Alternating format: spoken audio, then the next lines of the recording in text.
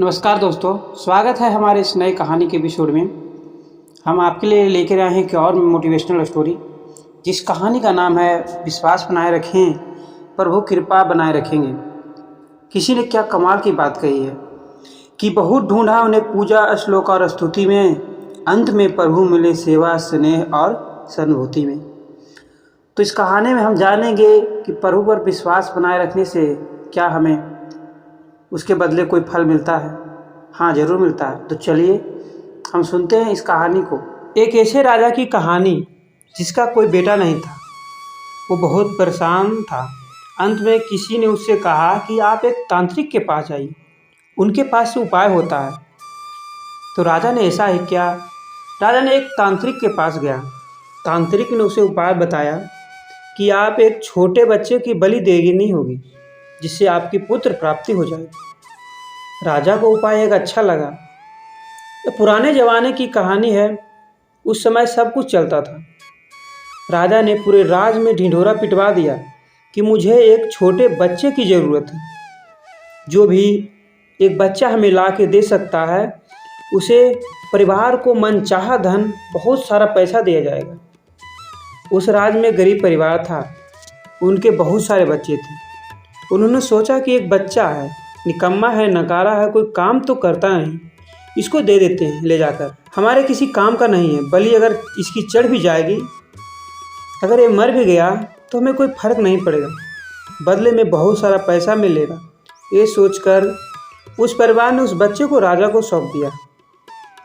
तांत्रिक आ गए, राजा को बुलाया गया, बच्चों को बुलाया गया, सारी तैयारियां की गई। बलि चढ़ाने के लिए राजा ने उस बच्चे से पूछा, बेटा आपकी कोई आखिरी इच्छा है? तो उस बच्चे ने कहा, मुझे थोड़ी रेत ला करके दे दीजिए, मिट्टी ला करके दे दीजिए। राजा सोचता है, पता नहीं ये क्या करेगा।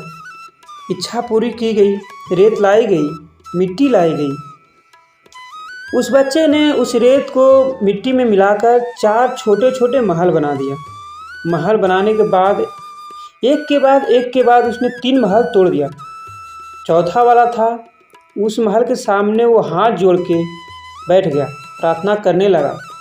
और उसके बाद जब उसने प्रार्थना पूरी की तो उसने कहा, ठीक है, आप हमें बलि चढ़ा दीजिए। तांत्रिक चौंक गए।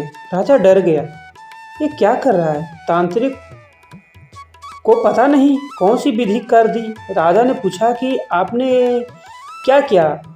उस बच्चे ने कहा कि कुछ नहीं, बस 3 महल थे वो तोड़ दिए, चौथे वाले में प्रार्थना किए हैं। राजा ने पूछा कि थोड़ा बताओ, समझ नहीं पाए। वो बच्चे ने कहा कि पहला महल जो बनाया था मैंने अपने माता पिता का था। मेरे माता पिता की, मेरी मम्मी पापा की जिम्मेदारी थी कि वो मेरी रक्षा करते हैं, लेकिन उन्होंने पैसे के लिए मुझे बेच दिया। दूसरा महल रिश्तेदारों का, दशक के संबंध के लिए था। उनकी जिम्मेदारी थी कि कर्तव्य था कि मेरे माँ बाप को सिखाते समझाते कि ऐसा ना करें। उन्होंने भी नहीं समझाया, तो उसमें भी वो महल मैंने तोड़ दिया। तीसरा महल था, वो राजा का था, आपका था। राजा का तो कर्तव्य होता है प्रजा की रक्षा करे। आपने तो मेरी बलि चढ़ाने की तैयारी कर ली, तो इसलिए मैं भी आपका महल तोड़ दिया। और चौथा महल जो है भगवान प्रभु का, इनके सामने मैंने प्रार्थना की है, उनसे कहा है कि आप देख लेना, बस यही था। राजा ने जब ये जवाब सुना, अंदर तक हिल गया। वो चौंक गया, डर गया। उसे लगा कि पता नहीं छोटे बच्चे की बलि देने के बाद भी मुझे पुत्र प्राप्ति होगी कि नहीं। राजा तो वो इतना घबरा गया कि उसके मन का विचार बदल गया। उसने सोचा कि पुत्र प्राप्ति होगी नहीं होगी, यही तो भविष्य की बात है। क्यों न इस समझदार बच्चे को गोद ले लेता हूँ और अपना बेटा मानकर राजकुमार घोषित कर देता हूँ। राजा ने बिल्कुल वही किया। उस बच्चे को गोद लिया और अगला राजकुमार उसे घोषित कर दिया। छोटी सी कहानी है, लेकिन जीवन में जब सब तरफ रास्ते बंद हो जाते हैं, दरवाजे बंद हो जाते हैं, एक दरवाज़ा हमेशा खुला होता है, वो है प्रभु का। कभी भी किसी को अहित नहीं सोचते हैं, बस उन पर विश्वास रखना शुरू कीजिए। स्नेह के साथ, उन्हें श्रद्धा के साथ अपना आराधना कीजिए और आपस में प्यार बांटते चलिए। सहानुभूति बनाए रखें। एक बार फिर से वही बात है जो अक्सर आपसे कहता हूँ, ईश्वर पर भरोसा रखिए, सब सही होगा।